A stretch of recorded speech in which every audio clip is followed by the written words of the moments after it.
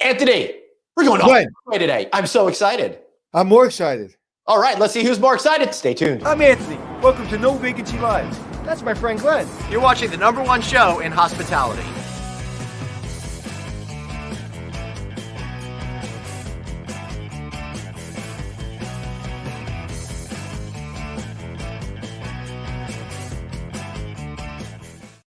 Anthony Melchiori, so great to see you. You just asked a very important question. What is in my pocket? But before we get to that, look at him over there looking all great today. Look at him. Look over there. Do you notice anything different about me? Do you notice I'm free? I'm all over the place. That's because I got myself an awesome wireless microphone situation going on over here now. Oh, really? Yeah. I want to try to, we're trying to continue to up the game over here all the time. And I felt a little too restrained. And being that we're going to be in Off-Broadway, and I thought our great guest, Dan Wackerman, today might ask me to do a tryout, and I wanted to be able to do some dancing for him. Yeah, you have a better chance of walking to the moon backwards with one leg. Yes, I do. But that's not going to deter me. Anyway, I wanted to give this wireless mic a shot today. Let us know what you out there think about me going mobile a little bit. I think that's going to help us with some of our... I think it falls under the category no one gives a crap, but okay. Anthony, they are going to give a crap when they see how we are going to be when we go to events and we're doing stuff in person out of our studios. It's going to really give us a little bit of extra opportunity there. So I'm excited about that. All right. So let's get right into it. First thing I want to do is, guys, Bright Support. Hotel owners out there, lower your property bills. That's right. Falling revenues means lower tax assessments, and Bright Support, they're there to help you lower that price. So make sure you book your free 30-minute consultation with them now at brightsupport.net/hotels. That's brightsupport.net/hotels, or give them a call at 833-411-2233. Tell them No Vacancy News sent to you. And honestly, guys, seriously, if you haven't done this, do it now. Why are you continuing to pay more than you need to? They'll do all the hard work for you. You just sit back, count all the dollars. Anthony, all right, let's you had mentioned to me yesterday, are we going to get some photos? Are we going to get some stuff for what was going on when we first started? Well, Dave and I got together and we got some great images about how awesome we were looking and how we were feeling over there. So this is one of the first shows that we did over there, and when we were just still trying to figure it all out. Look at me, all in my little hoodie sweatshirt. Yeah, look how things changed from that picture. My picture hasn't changed too much. Your picture changed dramatically. Yeah, for sure. All right, this is the first official show that we did. This was March 16th or 17th. I'm taking a picture of that. Yeah. So this was really, really difficult time. You can see Chris there. The other two gentlemen in the picture are next to Chris up top is Mike Hines, CEO of HP Hotels, and Kerry Ranson, who's one of their top executives over there. And of course, we got you in your sweatshirt over there. What do you think about me wearing pink sweaters there? Oh, I got a different sweater on there. I was really trying to play my game. And my friend Sean we got to get Sean back on the phone. There's Sean Hennessy. We got to get him back on. I believe Sean was the first official show actually that we did. Hold on. I'll take a picture. Yeah, for sure. You do know that we could just send you these pictures, right, Anthony? Let's get started, buddy. All right. One of the things that we've been talking about, and it is palatable, Anthony, opportunities coming. It feels as if the world is starting to get back to it. And I know I'm highly engaged. Thank you, Suzanne. I think Anthony is jealous of me being wireless and unstrained over here. But seriously, things are coming back. But Anthony, it won't feel right until we have productions back in New York City, because honestly, culture, theater, all of that stuff is really the lifeblood of New York City in a lot of ways. It's the lifeblood of America. And I was watching something on CNN the other day, and they said the country isn't back until Broadway's back, and Off-Broadway's back until people that do what they do come back and inspire all of us. When you're an actor or producer on Broadway or in theater or in movies, people are like, oh, why don't you get a real job? But we all go to the movies and theater and we're like, that's the best job in the world, only if I can have that job. So These people are constantly walking a tightrope just in life to make a living. And then COVID hits. So, we lost a generation of performers probably in the last year because people went back to Oklahoma, went back home and live in their parents' basement. I just hope they all come back together. And one of the catalysts to that is our gentleman friend who's coming on today. All right, Dan Wackerman at the Peccadillo Theater Company. Great to see you, Dan. If you get yourself a little centered, I know. Yeah. Look at that. He's a theater person because he wears the turtleneck, right? Yeah, but doesn't he just look like a theater person? He looks like he's just going to say, "Like, come on, chorus line." Let's all just do that today. It's a very artistic. I'm trying to get in the middle of this frame. You look like every headshot I saw over the last 5 years or so, where people are trying to do something artsy when they shouldn't be. You should, because you're in the theater, but the others, not so much. All right, so this is a part of the conversation where I don't get to talk for the next 40. Well, let's tell people who Dan is. Let's give him his background. All right, Dan. Boom. One of the founding members of the theater group and artistic director since its opening. How cool. Over 25 full productions of classic American plays, awarded Off-Broadway's highest honor, the Obie, and they've earned several Lucille Lortel Awards and nominations from the Outer Critics Circle. That is pretty awesome. So, Anthony, you guys go back, apparently. I think the best place to start this conversation is how you met and what were you thinking having him create a production? Well, okay, don't give it away. Don't give it away. Don't give it away. All right, I'm just gonna go away then. So, Dan, how are you? I'm good, Anthony. How are you? Good. So it's been, 15, 16 years since we've seen each other? 16 years, I think. Yep. 16 years of his life.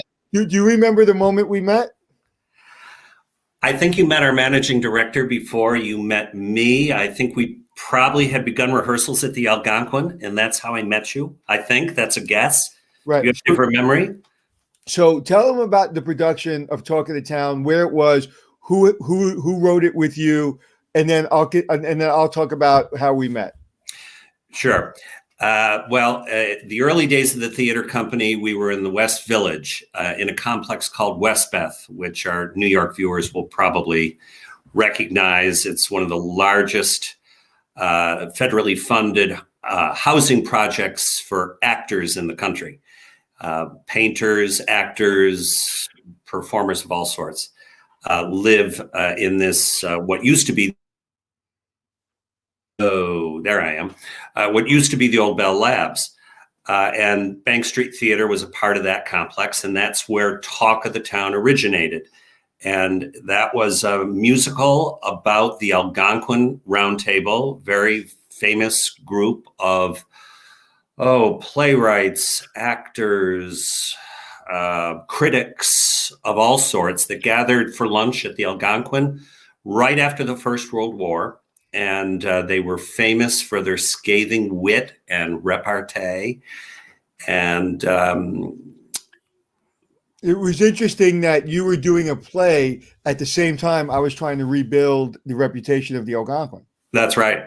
That's right. Really serendipitous. And yeah. I don't know, did you see the Bank Street production? So yeah, this is exactly how it all started. So I was there. Somebody said, hey, they're doing something about, Talk of the Town about the Algonquin. So I said, let's go. So I'm sitting there, and as sometimes happens to me, I immediately get overwhelmed with a thought. And there's a couple times in my life where I have a thought and it's like, it's done. It's like, it's done. It's like, this is coming to the Algonquin. And I remember sitting there going, this is going to be in the Algonquin. It wasn't like I'm going to ask your permission or ask the ownership permission, or it's like, this is going there. And, right. And I remember having that feeling overwhelmingly. So at the end of the thing, everybody's talking to me, like, what do you think of the show? And I'm not paying attention. I'm like in this bubble with music in my head going, I just need this in my hotel. And I don't remember who I spoke to. I thought I spoke to you. I spoke to, who is the writer who just passed away a couple of years ago? Tom Dawes. Okay. Now, first of all, tell people who he was. Well, Tom is rather famous was rather famous in his own right. He began as a member of the 60s pop group, The Circle, Cyrkle. They had two monster hits in the 1960s, Red Rubber Ball and Turn Down Day. Google those titles, big hits in the 60s. And Tom was a part of that group, actually opened for the Beatles. Wow. In one of their tours. I don't remember which one. But he's most famous for the greatest song that's ever lived, Plop, Plop, Fizz, Fizz. Well, that's right, because when he left The Circle, He went into advertising, and he and his wife wrote and recorded some of the top jingles of all time, including Plop Plop Fizz Fizz, all through the 70s and 80s. Oh, now you got me thinking, oh, I can't believe I ate the whole thing. I don't know if that's one of theirs. Like, that, and then it was like Plop Plop Fizz Fizz. Oh, Yeah, what yeah. We're American Airlines, something special in the air. That's them. Yeah. Wow. And This really was genuine, nice people. Go ahead. I'm sorry, again. one of the biggest ones was for Coke. Coke is it. Coke is it. Right. That was them. Yeah. Yeah. And so we'll get to why Dan's here and Broadway and Off-Broadway and all that stuff. But real quick, the story of how we met was, I believe I spoke to him. Tom, I thought I tapped somebody on the show that looked important. Yeah. And I was like, hey, man, this is fantastic. This is great. How long are you guys going to run this? Because when it's no longer running, I would love to bring it to the Algonquin. Do you have space for it? Of course I do. You would do it? 100%. Okay, well, whatever it was, I was like, whatever you need, we'll do it. Yeah. So we had the Oak Room, which is now closed. When the new owners came in, they unfortunately closed that room, which is still my heart's broken. Very unfortunately. But the Oak Room was a famous cabaret. And I guess I asked someone hey, I want to bring this in. We made some kind of deal. Neither one of us made any money on it. I think that's for sure. And but you came into the Algonquin on Sundays and Mondays. For how many years were you there?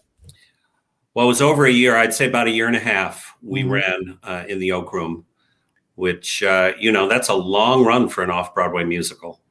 Yeah, and it was very successful, and I actually got to perform a couple of times, and I'm officially an actor because I forgot my lines the second time I ever did it. And I had like one line. I completely forgot my line. Did you? I don't remember that. You went up in your lines? I completely lost my line, and I'll tell you. See that gentleman? I think it was that gentleman. The tall one, or it was the tall guy. Yeah, it was Kaufman. He played Kaufman. No, he played the playwright Robert Sherwood. No, the guy with the glasses played Kaufman, right? Yes, that's George Kaufman. Yeah. Right. He comes to me in the wings. He puts his arm around me, and I'm literally mortified that I have forgotten my line. But like real actors, because they're true actors, they fed me a line that got me back on track. So no one knew but me. I was mortified. And he put his arm around me and he goes, "Congratulations." And I thought he was going to make fun of me or something. And he said, "You're a real actor now. You forgot your line." And literally changed, like that's not only changed that moment for me and made me feel good. I get emotional about even thinking about it, but it was like, that's the way you should treat people in life. In business and anything. It's like, hey, dude, you got it. We did it. Don't worry. It's what everybody does. And just that one little, his arm around me, looking me in the eye and goes, "Hey, man, all good." Like, I remember just like all the blood, like just rushing through my body again. It was a moment. It was a moment in time where I really understood what it's like to be a performer. Well, it's funny. I must have been in the audience. So if you dropped a line or you went up in your lines, I certainly didn't notice it. Well, yeah. I can well believe that the actors saved you, because they were about as close as a company of actors could be at that point. I mean, they had been performing together for well over a year. Yeah. And they really loved each other. And it was a performance that could have been on Broadway for many, many, many, many, many, many years. I mean, every character was so different and every actor was so amazing. But, it took a person like myself as an entrepreneur, a business person, to see something and immediately know the value of this isn't money. The value of this is what the Algonquin should be doing. So all hoteliers out there, when you see something that I always say when I do a PR or marketing event for a hotel, it's the bones of the hotel speak to me. Uh-huh. It's not the PR. It's like, even if you came to me and say, "Hey, would you love this? I would love to put this in the hotel." If it wasn't right, it's not right. And it was small enough, meaning you had to restage it, obviously, for a very small room. Yes. And you did it brilliantly. And it worked. And again, we covered our cost. I think you covered your cost, but it was something that was supposed to happen here at the Algonquin. It's something that will live with the Algonquin. At this point, I should give a shout out to the choreographer of that show, Mercedes Ellington, Duke Ellington's granddaughter. Cool. Her choreography ran through the entire show. I mean, it was a very much a dancing show, and her choreography was spectacular.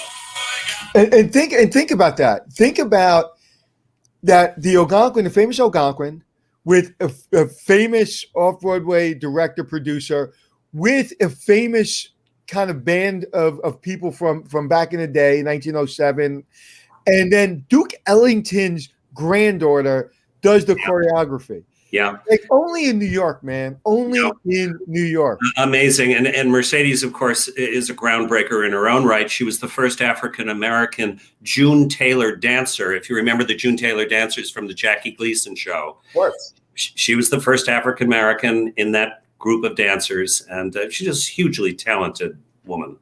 Wow. So that was one of the greatest moments of my career of bringing that in. And, just so people know, the Round Table was so famous that they won an Oscar for Best Documentary called Talk of the Town, right? Who did that? Oh, you didn't know that? There is a Oscar. You can Google it. David, our producer, will Google it. There is for Best Documentary, I'm going to say in 1986, there was, I think 1986, maybe later, Academy Award went to I think it was Talk of the Town or Round Table, whatever it was called, about the Round Table at the Algonquin. You didn't know that? I never knew that. I know the very famous movie, The Vicious Circle, about the Algonquin Run, but that's a mainstream movie, not a doc. Yeah, but that won an Oscar. Oh yeah, yeah. But yeah, it wouldn't surprise me. It's a good movie. That came out, I'd say 10 years or so before we did Talk of the Town. Yeah, that's what I'm talking about. But that was a documentary, and so how many hotels have an Oscar? So anyway, that's how Dan and I met, and I just always appreciated the professionalism, and you made everything easy. Like nobody ever complained. No one ever. It was never ran late. It was like it's like my daughter just graduated from the new school, as we spoke about, in theater, and she's like you guys. She runs on time. She doesn't complain. She just gets it done. When she comes home, she runs off time. She complains, but as a theater person, matter of fact, right now she's at our local theater cleaning up the theater because unfortunately there was some vandalism to our theater, and she's like, she literally said, "Dad, I got to go and clean it up," and so she's with her boyfriend's mom and a whole bunch of people cleaning up the theater. So I have to tell you one memory I have of the Algonquin run of Talk. Of course, logistically, it was very, very challenging because the room itself, for those who don't remember the Oak Room or never went to the Oak Room, it was basically a shoebox. It was a long rectangular.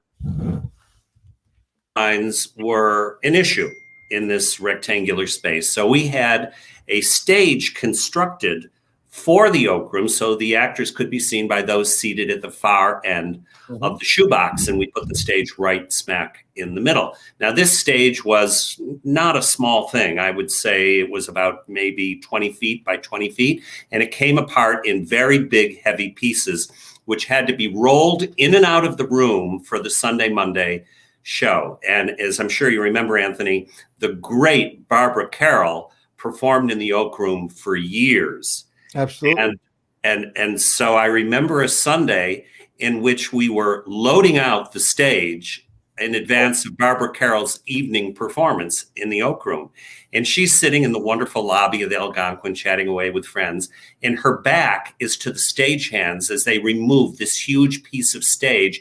And I see it headed right for Barbara Carroll. It would have, if she hadn't turned around, she would have gotten smacked right in the head. Oh my God. We're on the verge of killing Barbara Carroll. And if you know New York cabaret, Barbara Carroll's as big as they come. And great. You know what was great about that room and this picture? Go back to that picture. This picture is bringing so many memories. Where else could you do a performance like this in a room like that and get it filled up, every week, running for a year and a half in a hotel?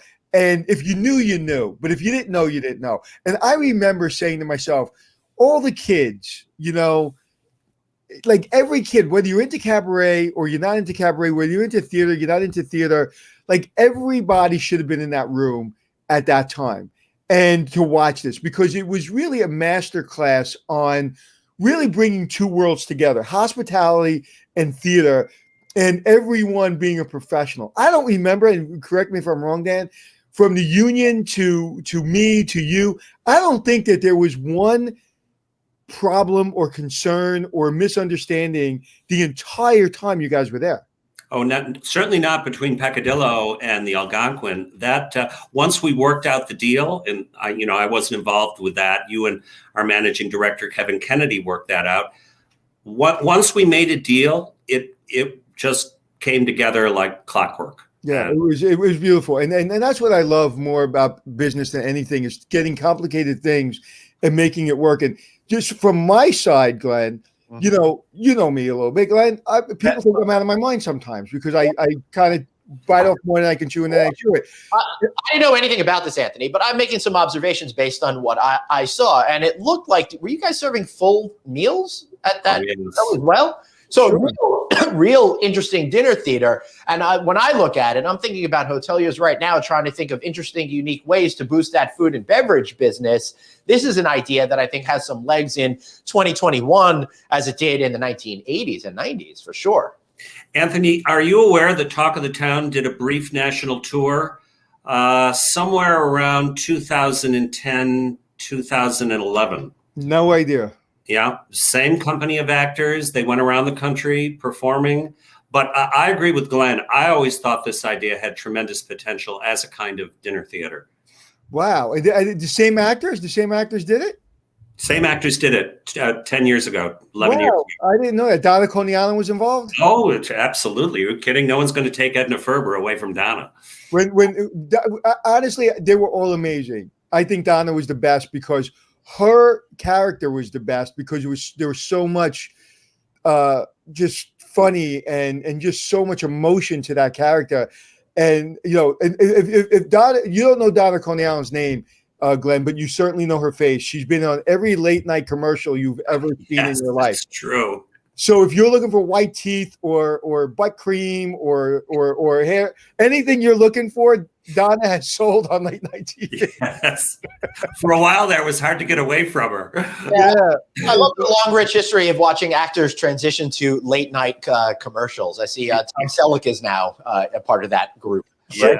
So that leads me to Dan. You said something to me because my daughter's in theater, and I said, listen, my daughter eats, breathes, lives theater. She wants to be in theater, period, end of story. She doesn't want to be rich and famous. She wants to be in theater.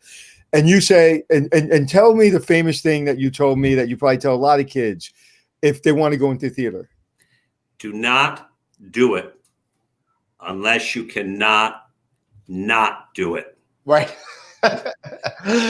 You've got to be driven. You've got to be driven. And that's a great piece of advice because to the same extent, like there's more opportunities in hospitality, but to me, like even now in my career, I'm 55 years old, doing this 35 years. I cannot do this. I cannot do it. Like I can't not do it. It's just, and I've realized that over the last couple of years, actually being on this podcast with my friend Glenn, I've realized falling in love with the industry all over again. It's like, I will be doing this until they put me in a box. Yeah. Well, because it doesn't feel like work. I mean, Right. it's something you do because you love to do it. You do. So many people do it, without getting paid a decent wage, a decent salary.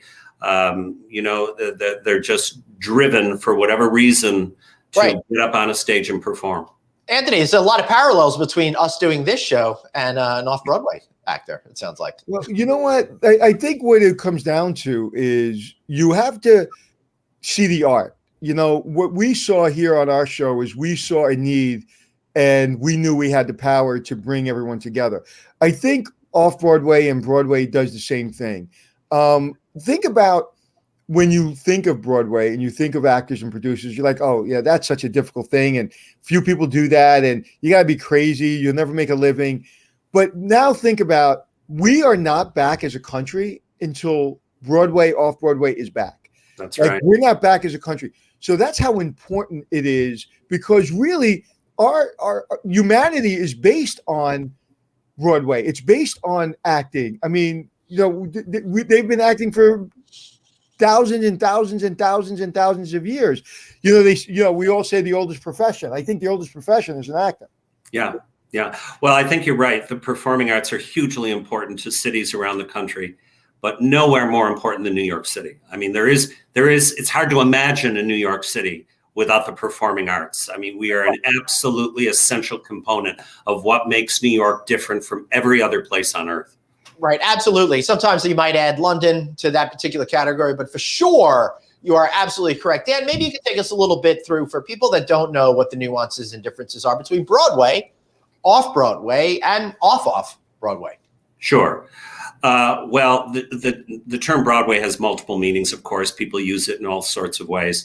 But technically, a Broadway show is a show within the Broadway box, and that's a real estate designation. So there are a set number of Broadway theaters or houses, as they're called, within this Broadway box, which is essentially Midtown Manhattan. And those are the Broadway theaters, and nothing that isn't in one of those Broadway houses can be properly termed a Broadway show. Yes. But I saw 7 Degrees of Separation at Lincoln Center, and that was considered a Broadway show, correct? Well, Lincoln Center is a nonprofit theater, and of course, nonprofits are starting to perform on Broadway more. But traditionally, Broadway is considered commercial theater. Produced by, if you can't get to the middle of Times Square within a few minutes walk, then it's really not Broadway, yeah, right? Yeah, exactly. But Anthony's point about Lincoln Center is accurate. I mean, Lincoln Center does think of itself as Broadway in a sense, and so you're right. Because it's the same high caliber production, you've got a larger theater complex over there. It's not really anything to do with the quality of the shows, because heaven knows off-Broadway can be extraordinary quality. But it has to do with the houses themselves and the size of the houses. They tend to be 2 and 3 times the size of an off-Broadway house. And off-Broadway is a great venue for people to launch a show at a lower price point and kind of figure it all out. I think the most recent example that I could think of that is Hamilton, which opened off-Broadway. That's right, at the public. And then it moved to Broadway, and that is not something uncommon at all. Yes, in fact, that's a traditional path for shows that do very well off Broadway. They get picked up or enhanced by commercial producers, and they move to Broadway. However, in recent years, you've seen the opposite trend. You've seen several Broadway shows close and move into smaller off-Broadway theaters. That's it. Like title of show, for example, Putnam County Spelling Bee. Those were shows that went from Broadway to off and did very well off Broadway. So that's very interesting. I think commercial producers are discovering that if it becomes unwieldy, untenable financially on Broadway, it might not be so in a smaller off-Broadway house. It's really interesting. And you said something just now when Glenn said off-Broadway, Broadway, and you said the qualities that could be the same or even better in some instances. And that is 100% the truth. I've been on off-Broadway or off-Broadway. I've been in our local theater company, and you can't tell the difference as far as quality. I would have paid a higher ticket price for a theater company production that's literally 5 minutes from my house that I would have seen on Broadway. And there's at least two people from our house that went to Broadway. The last one being Andrew Feldman, who became, Evan Hansen. He was the youngest lead actor, and he is a good friend of our family. And he was the lead actor of Evan Hansen. And when I saw him on Broadway, I'm telling you, it was the greatest, not because he's a family friend, but it was the greatest performance I've ever seen on Broadway personally. And the kid came out of our theater. So this whole thing of Broadway, off-Broadway, theater company, it's like quality is quality. It comes down to Dan could produce anything anywhere in the world. And so I think it's about the passion and the level of performance and the level of capability. I also think off-Broadway, Dan, you'll tell me if I'm wrong on this one, there's more flexibility for non-traditional type performances, which is, I think, why Blue Man Group was so successful off-Broadway, or something like Stomp gets its start on off-Broadway, because it's smaller. You don't have to fill it as many people, so you have more freedom and flexibility to be creative in non-traditional ways. Would that be an accurate statement? It is an accurate statement, and I'll speak in truisms and paint with a broad brush here. But because the economic scale is different between off-Broadway and Broadway, off-Broadway artists can often take greater risks creatively. Because it does cost less money to produce off-Broadway. And so you can experiment, you can try things out, and many times you have shows that are far more challenging and, dare I say, interesting off-Broadway than the more mainstream fare that you're going to find on Broadway. I mean, one thing about producing on Broadway, you need to appeal to that tourist base, that tourist audience, where you won't survive. Yeah, that's right. Producer Dave is posing backstreet. What's the typical market off-Broadway? Tourist, local market? I feel like it's more locally driven with tourists that go there. Once they go to that TKTS booth in Times Square, they can't get the #1 show they want. They go, oh, let's try this off-Broadway thing. And this, by the way, is why off-Broadway is going to come back before Broadway, because it does cater to the local hardcore theater-going audience, the audience that's in the area.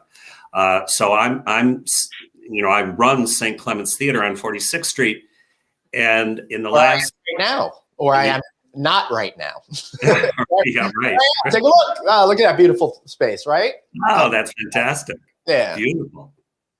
But in the last 10 days, it's like the dam is broken. I have been flooded with rental inquiries at St. Clement's. So obviously, people expect off-Broadway to come back.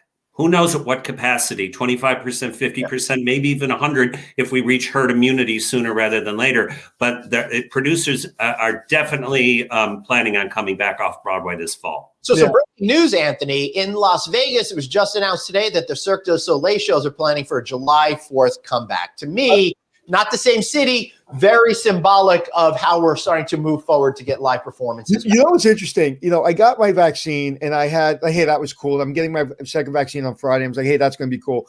But I'm actually having a visceral reaction right now to what's happening, to what Dan's saying, because you made me fall in love with theater. And when my daughter said she wanted to be in theater, I was like, absolutely, I'll support you. One day I'll buy you a theater if I can afford it. Like I really, if I wasn't doing hospitality, and probably when I retire, I probably want to do what you're doing.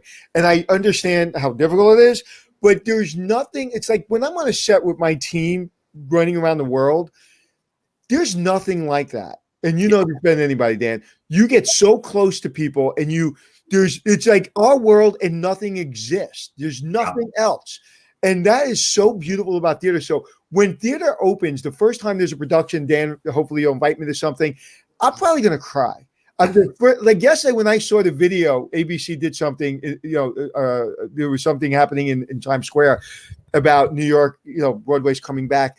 And I started to get very emotional about it because we take it for granted as New Yorkers. We pass, we all know 7:00 at night, don't go through Times Square, get out of the city before 7:00 on 42nd Street or you're done. Don't try to get a reservation at Carmine's, on a Wednesday or a Friday at 7:00 because you're done. And we take it for granted. We're like, oh, the theater. I never did, but a lot of my friends, the tourists, the theater, it's so crazy. But it really is everything, isn't it, in New York? Well, I mean, it's what makes us so special in New York is our love for live performance. I mean, Chicago's in DC is a great theater city, but everything pales by comparison to New York. I mean, just in terms of sheer quantity, everything pales compared to New York. I mean, from off to Broadway, to, people performing in the street, and in the subway.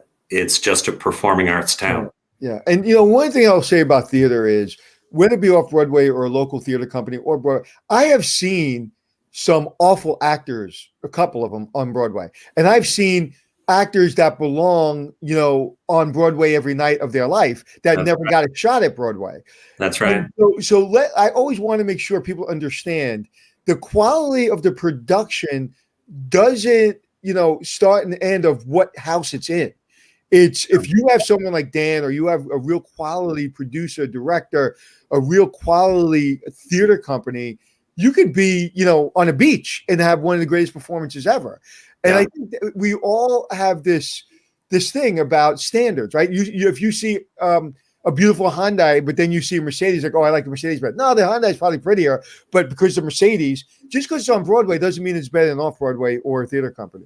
No, and as I say many times, it's a truism, the real creative risks are being taken off-Broadway.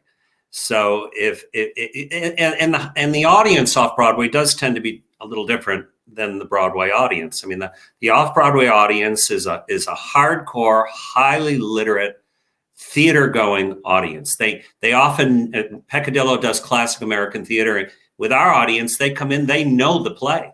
They know it from beginning to end, and they're interested to see how we're going to handle it. Sometimes they love how we handle it, and sometimes they don't. But they have very decided opinions about what's good and what's not. In my house with my daughter, if you say, I don't know, just say the words, this is it on Broadway, 1927, and it was performed by so-and-so, and you're walking down the street in Times Square, like, you know who that is? I said, I have no idea who that is.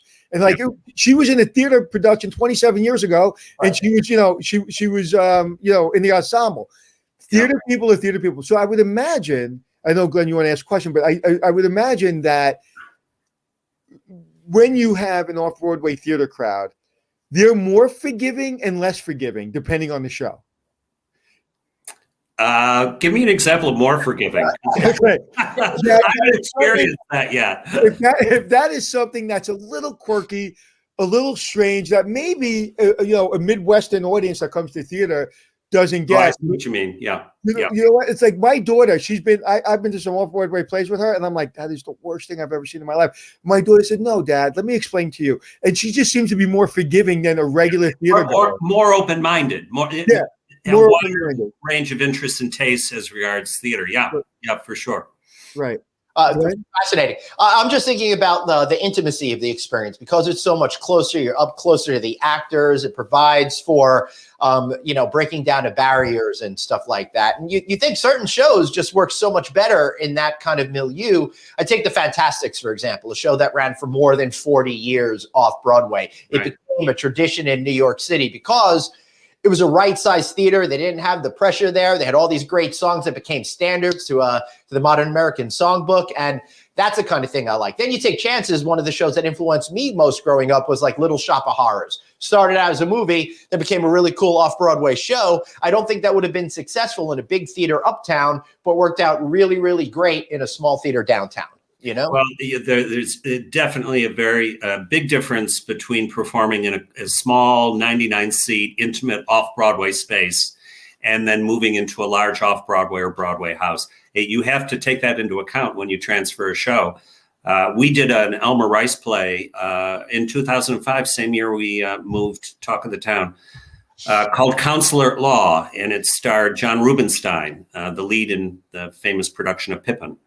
On Broadway, and that show started at Bank Street, a 99-seat off-Broadway theater, off-Broadway theater, and then moved to St. Clements, where we are now. And St. Clements is like a small Broadway house. It's an enormous stage, and everything had to be scaled up for that transfer to St. Clements. And John is such a pro; he just instinctively scaled up his performance to hit that back row. But I'll tell you quite honestly, in retrospect, I always preferred the Bank Street Theater production. There was an intimacy. I love that theater. Yeah, you just couldn't duplicate it. Yeah. If we're talking creative risks, I'm sorry, Glenn. I don't want to forget this question. If we're talking creative risks out there, right? The modern Broadway scenario seems to be what's becoming like the movies. You can't have small, intimate productions. It has to be like giant blockbusters and stuff like that.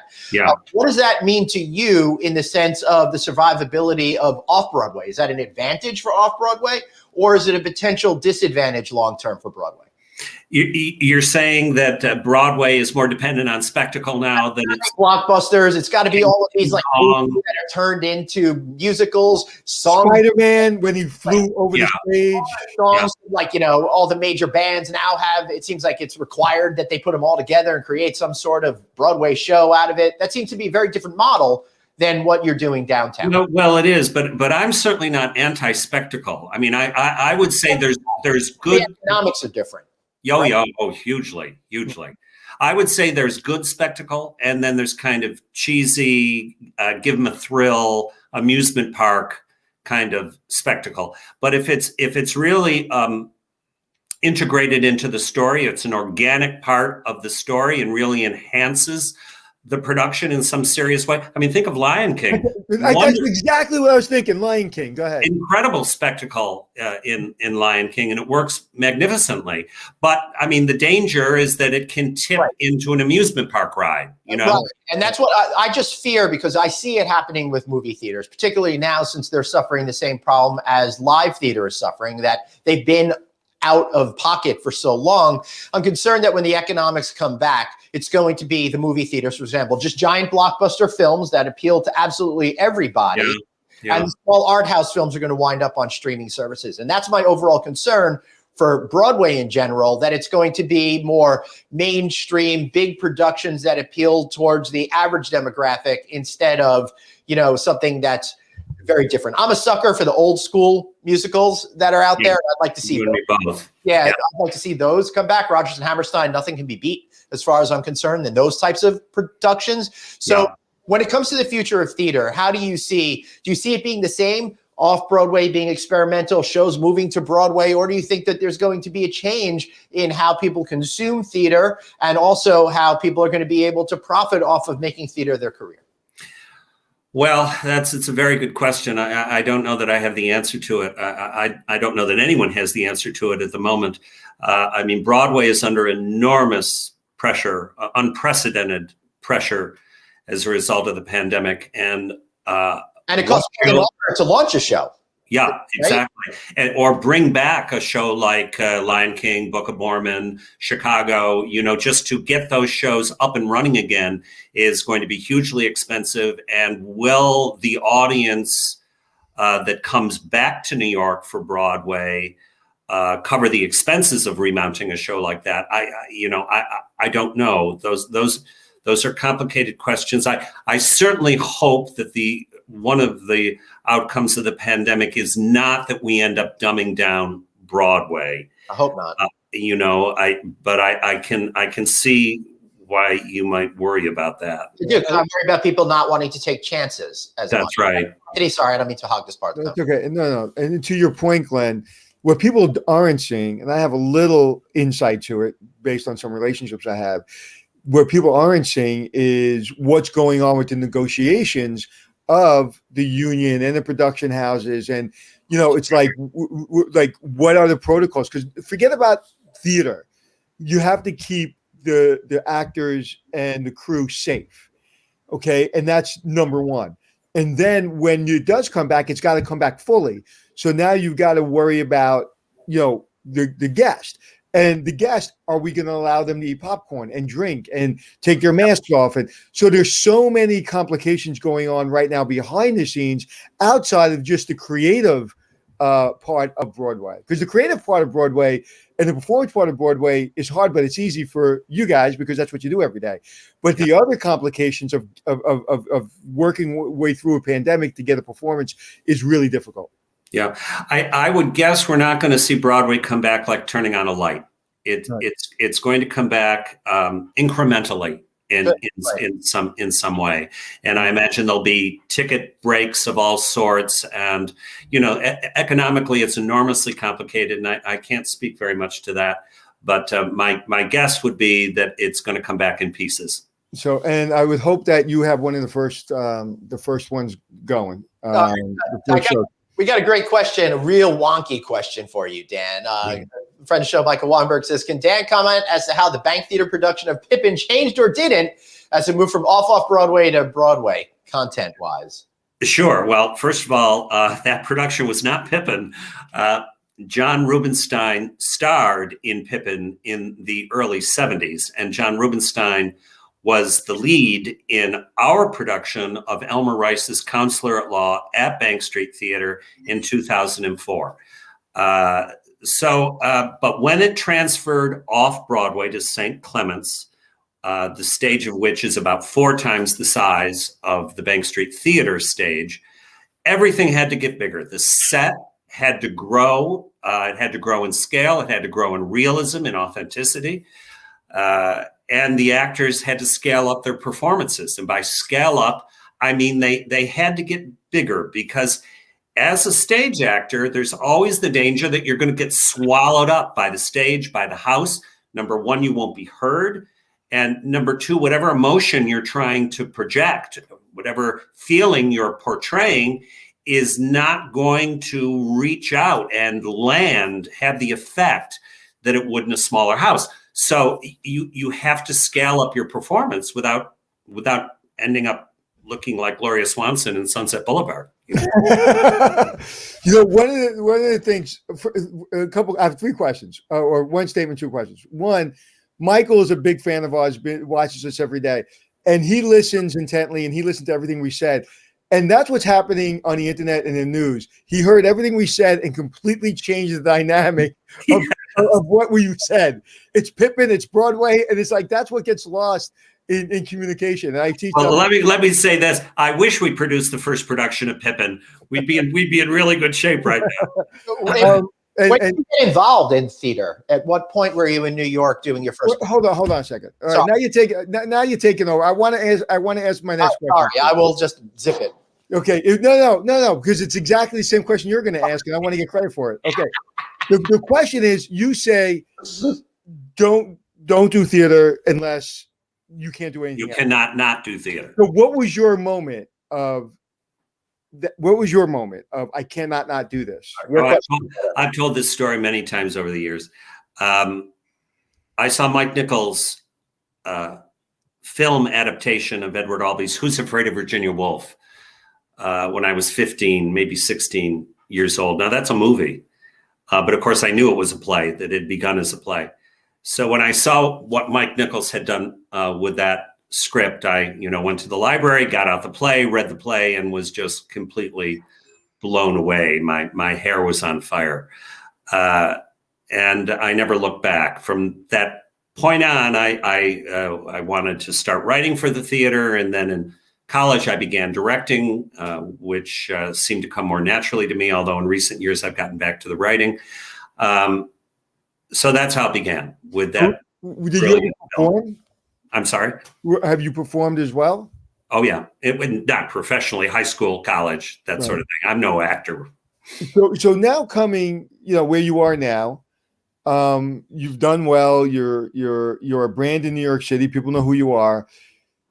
Do you have any regrets? Because this has been, I would imagine, a financially very tough to live through your entire life, trying to make a living and trying to be successful doing what you're doing. Well, I have a New Yorker cartoon pinned to my bulletin board in the theater office at St. Clement's. It shows a panhandler, middle-aged panhandler with his hat out, and the caption underneath reads, "Followed my bliss." That just answers the question. Yeah, that just answers the question.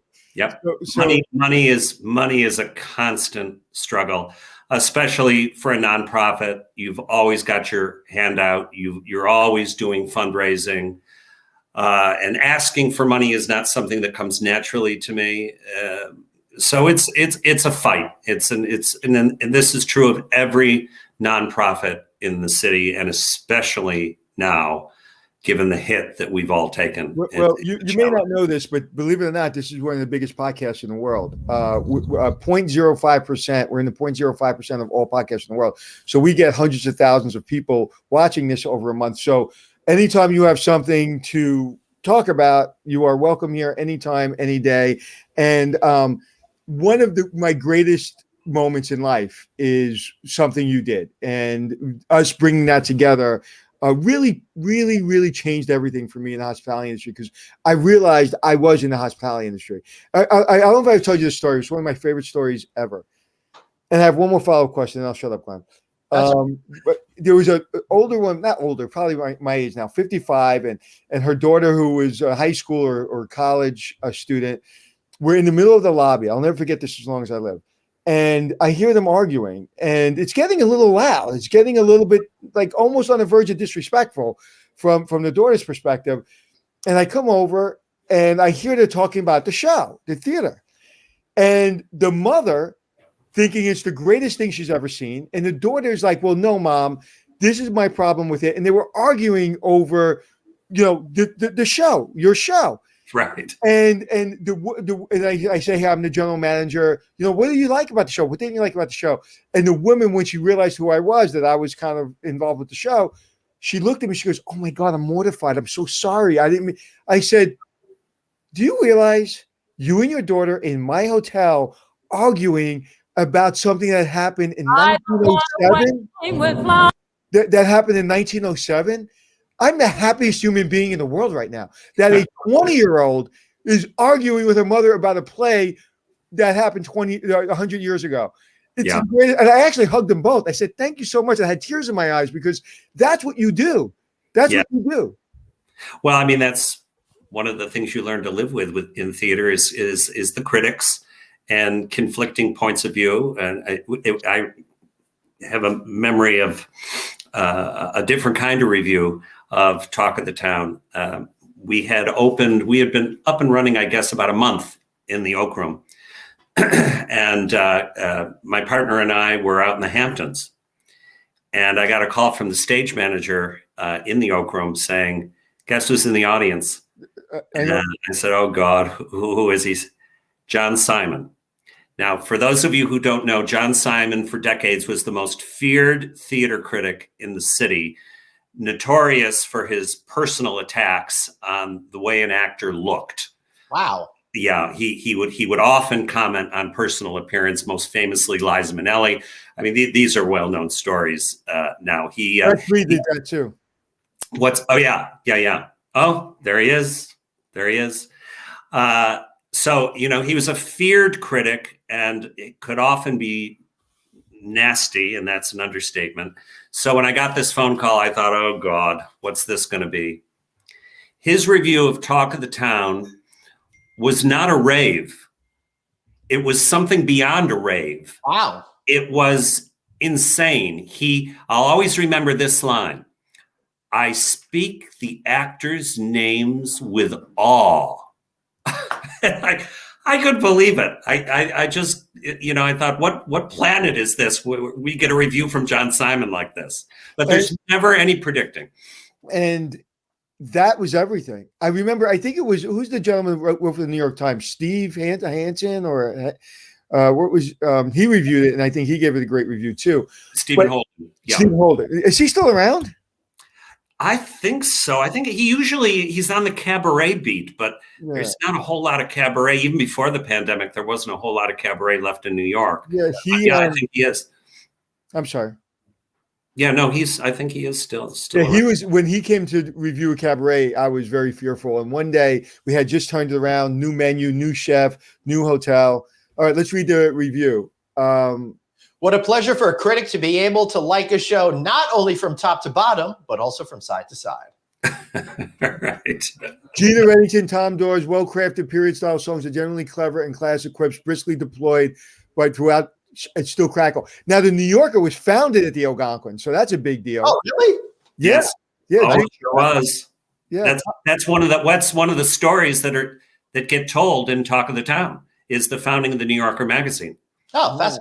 Yeah. And interestingly, Harold Ross, the original founder of the magazine, was a character in the Bank Street Theater production. Wow. He was cut along with another character when we moved to the Algonquin because there simply wasn't room for whatever it was, 9 or 7 actors. I can't remember now. 7. I don't think it was 9. I think it was 7. 7, yeah. So we cut two of those characters. Wow. And so let me ask you another question. Was our show considered, or your show considered, off-Broadway or Broadway or off-Broadway? At Bank Street Theater, it was off. When it went to the Oak Room, it was off. Yeah, the contract was an off-Broadway contract. How does that work? What's the difference technically between off, and off? Size of the theater, and off-Broadway theater has got to be 99 seats or less. I see. And an off-Broadway theater can be under 500 seats. Right. So difference in size. Off-Broadway productions usually have a set ticket price, $20, $25. Off-Broadway shows can charge as much as they want. And there's probably different union contracts and stuff as well.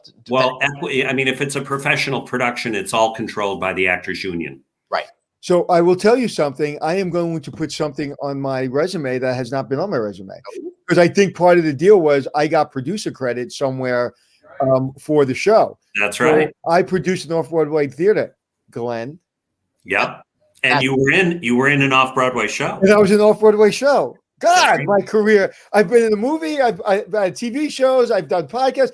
I am a performer. Did you get your equity union card? No, I did not. You could get it.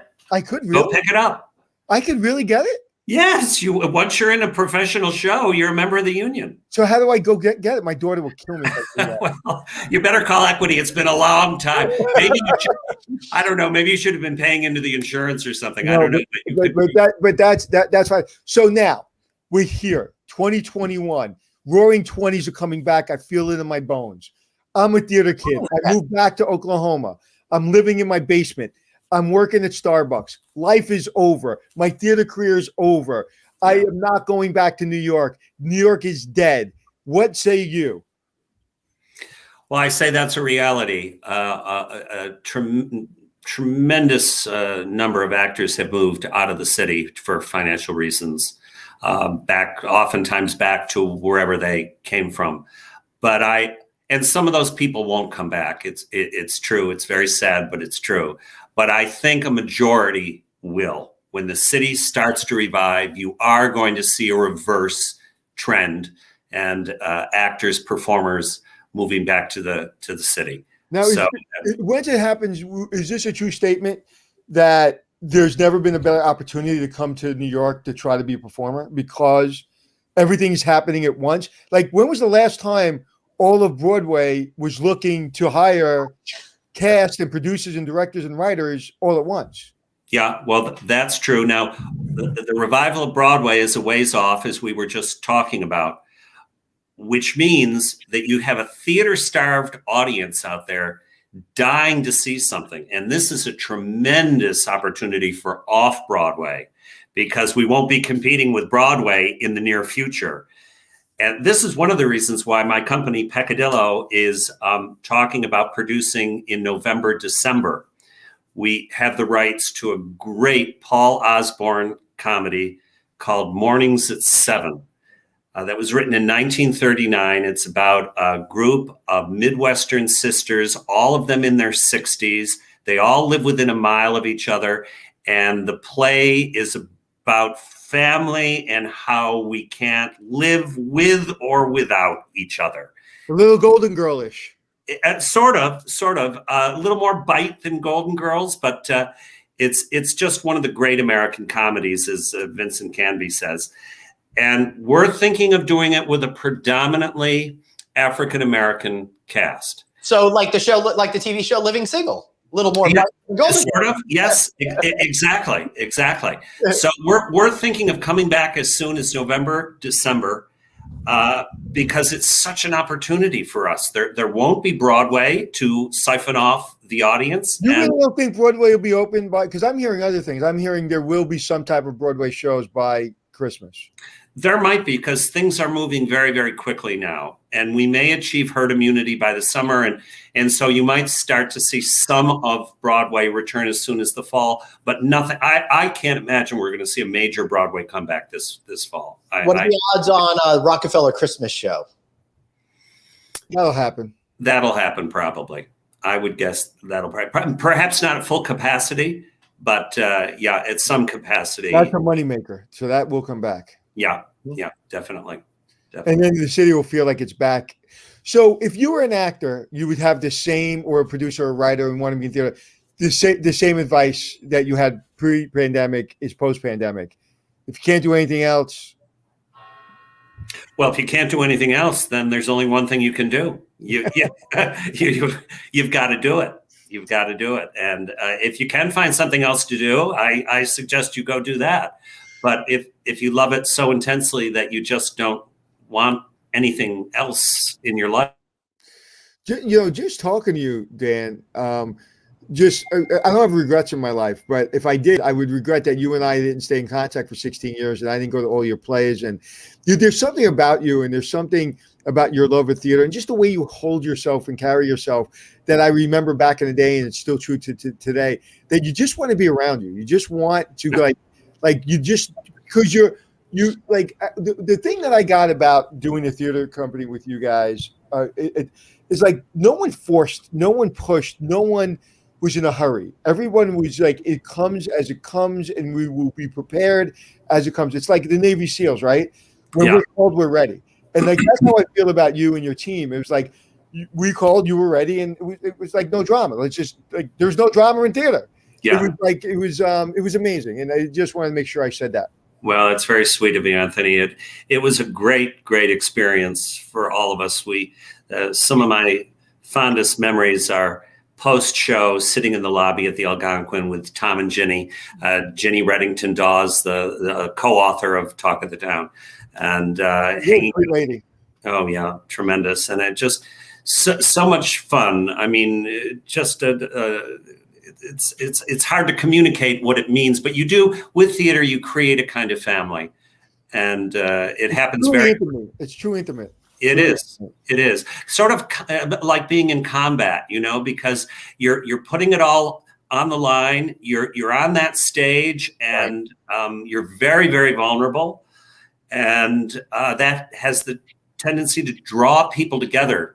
We support each other because we're all taking these enormous risks, and we want to see each other succeed.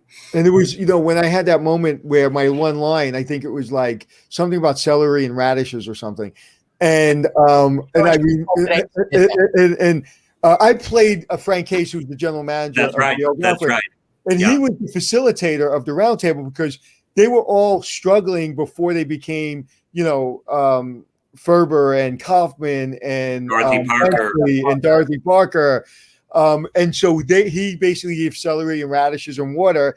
And correct me if I'm wrong, but as I remember, the red rope started at the Algonquin because he put in whatever red rope he had around that table. That's right. Because at lunch, when the 3 martini lunch was full force back then, they would be drinking and they would be talking. And if you think of the internet and you think of social media, they were the internet and social media at the time. A play, a book, nothing happened unless they said it happened, right? That's right. That's right. It was such a literate newspaper culture in those days. Everybody was writing about this group of highly literate, sophisticated actors, playwrights, producers who were gathering for lunch at the round table at the Algonquin. And so tourists, the public, started coming to the Algonquin just to get a glimpse of this table at lunchtime. And that's when Frank Case had to put in the red rope. And Frank Case was such a, I would never put myself at the level of Frank Case, but like I feel that I had a kinship with him because I'm the type of guy that wants to write a cookbook about the Algonquin. I want to do a play about the Algonquin. And he wrote a cookbook. And I gave it to my chef who came out of a Michelin star restaurant. And I gave him the cookbook and he started to cry like I gave him a brand new Bentley. And he's like, I'm allowed to do these recipes. I said, yeah, just make them lighter, but you're allowed to do them. There he is, Frank Case. There he is. And again, poor background, was here with his father, literally hat in hand, bought the Algonquin. And just really believed in the spirit of the Algonquin and Broadway and people. And so anyway, I gave the cookbook to our chef and Craig Kaminiak, not Craig Kaminiak, to Larry, and can't remember his last name off the top of my head, and Brocken. Anyway, so he got the cookbook and he basically made the cookbook come to life. And I remember the forward of the cookbook. It said, not that the world needs any more cookbooks. 1907, there was too many cookbooks. Yeah, right. Exactly. Imagine. and so it was just one of those wonderful so don't be surprised, Dan, when you walk in because they're renovating it again. Oh, are they? I will tell you this. I was given a very private tour. No one's allowed to see it yet. And everybody was concerned, or the gentleman that brought me in was concerned, or a lot of people were concerned that I would have a reaction that wasn't positive. And I will tell you this, they nailed it. But is completely different than you remember. And if you're not an open-minded person, if you want the old Algonquin was not a nice hotel. That's why I was boarding with my team. Right. You know, even 1907, it wasn't a great hotel. No. The day it closed recently was the best it's ever been. And it's improved since the day me and my team got there. And even before, you know, every new ownership made it better and better and better and better. Yeah. And the new ownership now, I will tell you, it is exactly what a hotel should be, with the feeling of history, but it looks like the way people are enjoying beverages and food today, and so I was really impressed. But it can't be any more different. I hope they haven't changed that lobby too much, because I think that's one of the great spaces in New York City. Completely changed, gutted completely. Now, the ceilings and the walls, same. I will just say it's a different color. I won't tell you what color. I will tell you the bar is in a major location of the lobby. Wow. The blue room, as we know it, is gone. Yeah. The oak room, as we know, it's gone. I don't even think they've decided what to do with that space. Yeah, they actually demolished those walls, I think. Yeah, done. Yeah, it's done. Yeah. But the lobby, you will recognize it's like kind of recognizing someone when they were 20 and then when they were 80. Like, you recognize them, but they look a little different. Yeah, I know all about that. All right, yeah, I was very inspired by it. I was like, I literally started clapping. I was like, I think you did it. You're going to get a lot of criticism, but as a hotelier and as I'm madly in love with the Algonquin, I was like, I think you did the right thing by the Algonquin for it to live on for many years. Right. All right, we gotta wrap this up. We are way over already, but I feel like this conversation's gone on and on. Dan, I don't know how we went through a whole hour in just fast. Like boy. 10 minutes right over there. Any final words before you go? Please give a good hearty plug for Peccadillo for when you guys come back. Yes. Please go to our website, thepeccadillo.com, to watch for information about Mornings at 7. Which is the great Paul Osborne comedy from 1939, which we hope to produce this November and December. And if you're needing labor, I know a young lady with my same last name that would be happy to work with you. Oh yes, I've got that filed away. All right, my friend. If you're looking for somebody that's a complete hack, hire me. I'm there. Okay. All right, man. Thank you so much, guys. It was a pleasure. Take care. Wow, that was so much fun, man. I love that you're bringing these Broadway things to us. You know, I regret one thing. He said that the whole cast was going to be African American. He was thinking about, and we completely sidestepped that. Hold on, he's still here. Oh, yeah. Yeah, we completely sidestepped the fact that. Did anybody ever tell you look like Tony Randall? Really? No. Like right there, you look like Tony Randall. But a famous theater person. Oh, please, of course, yeah. And you said that the theater production may be all African American cast, and we sidestepped that with really not going through that. So in a few minutes, just talk about that and why. And Anthony, I did get a Living Single reference there, so that was something. You know, there's been a huge push in the last year, as I'm sure you're all aware, for racial justice, racial diversity, and particularly in the theater, there's been a big push to make New York theater and theater around the country more accessible to people of color. And you're going to see a lot of that when Off-Broadway reopens in the fall and when Broadway reopens. And so we wanted to make our own statement in that regard and do a classic American comedy in a way that it's never been done before. And that's with a predominantly African-American company. Now, this wouldn't be colorblind casting. This would be saying that this was a predominantly African-American neighborhood in the Midwest in the mid-1930s. And these are sisters and their husbands and their children. And this is how they get along or don't get along. And I think it's never been done like this before. And I think it's really going to play. What do you mean it's never been done like this before? What does that mean? Well, Lincoln Center did a very, very well-received production of Mornings at 7 in 2002. Famous production. I saw it. With magnificent production. But it was done exactly the way Mornings at 7 has always been done. It was done with an all-white company. And so I thought, why should we try to improve on that Lincoln Center production, which is just 20 years ago? We're only going to suffer by comparison. So let's go in a different direction. And now is the time to go in that direction.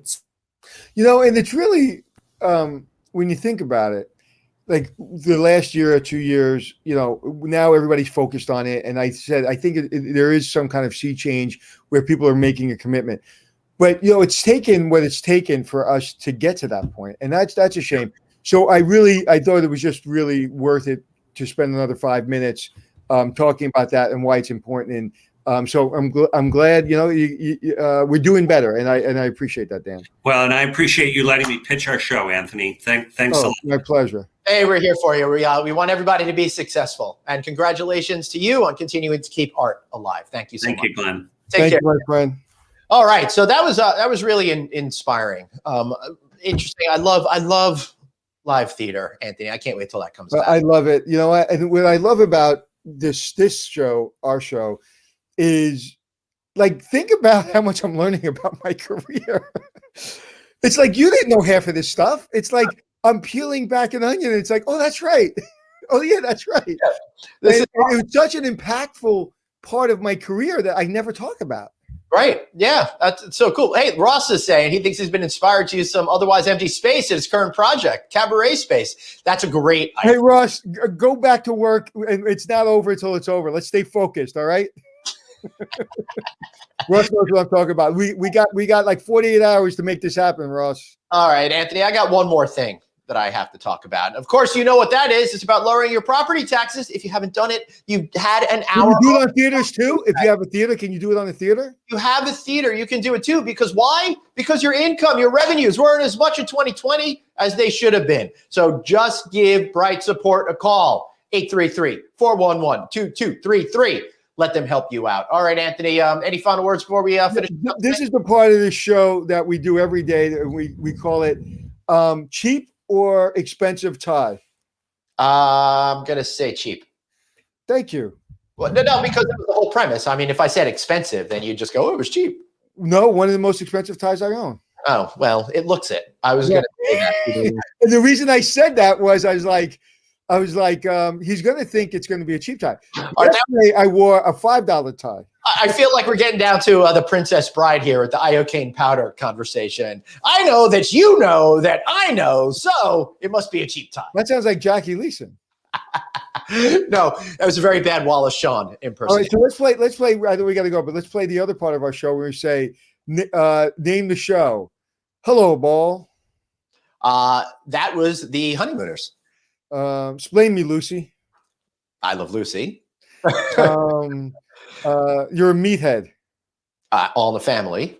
Isn't that crazy? It's insane. You can't do that with modern shows now. The audience is too fractured. Everything is too specially prepared for a single audience. But, you think about how all of these shows would be like to 30, 50 million people every single week. Dude, I'm in conversations every day, and I'm the only person that has no idea what references are because I don't watch anything. What you talking about, Anthony? What is it? Different strokes. Yeah, of course. Different strokes rule the world. But we should talk about Willis. But the so I don't know. Like the last thing I watched, it was recently, and I don't want to give it away, but have you watched Coming to America 2? I have not yet. That is on my list of things to do. You want my review? I heard your review. The audience want the review. I don't know. I won't give anything away, although I will tell you it is 2 hours of television I will never get back. For 2 hours of my life, I will never get back. Excellent. So rousing endorsement from Anthony for it was like 8 writers. That's the word. Came in the room and didn't they just said, okay, this part goes here, this part goes here, this part goes here. It literally made zero sense with the most talented actors in the world, my favorite franchises in the world, and it was a tragedy. It is a tragedy because what's going on right now, Anthony, is too many companies, too many people are going back to the well for things that were successful decades ago and trying to recapture that magic. And out of the nostalgia factor, they can't seem. I don't know if they did it during. I don't know if they did it during the pandemic, like parts of it. It's been around for a couple of years. It was supposed to come out a year ago in the theater. It was. Then that's really terrible because it was like everybody got a big paycheck and oh yeah, we have to show up to do this thing. It was just so discombobulated and so unfortunate. It was a shame because the kid that played Eddie Murphy's son and the daughter that played his girlfriend or the woman that played his girlfriend, they were amazing actors. Right. And Eddie Murphy was great. He looked good. Arsenio Hall was good. Like all the actors did a good job. It was just a terrible written show. Well, the bad news is they're working on a Beverly Hills Cop 4, so we got that to not look forward to. But you know what? Maybe it'll be good. Listen, when Balboa came out, I was like, this is going to be bad, but I'm going to watch it. It was amazing. Yeah, that was good. You're talking about the one with totally forgetting that dude's name, but like basically the next generation story with Apollo Creed's son, right? Yeah. I'm totally forgetting that guy's name. David, yes. David. Okay, David. Bye, David. Sorry, my mic was off. Michael B. Jordan. That's right, Michael B. Jordan, who is awesome in Black Panther. Huge superstar. Love that guy. All right, Anthony, let's go. Well, I have one more quote I want to do for one of the great shows to see if you guys can figure this out. All right. Blaze on and be kind to yourself. Go ahead. All right, everybody. Listen, now Dave's forced me to mix it up. So remember, you are vibrating with love and light. You are pulsating with love and light. Anthony? Be kind to yourself. See you all tomorrow.